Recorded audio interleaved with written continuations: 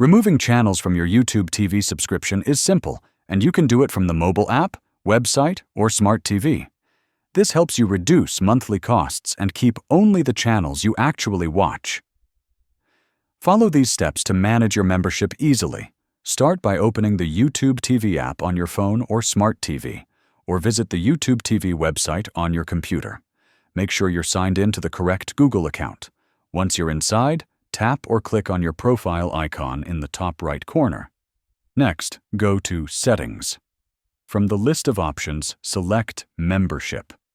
Here you'll see all the channels and add-ons currently active on your subscription, as well as additional channels that can be added. To remove a channel, scroll through the active subscriptions until you find the one you no longer want.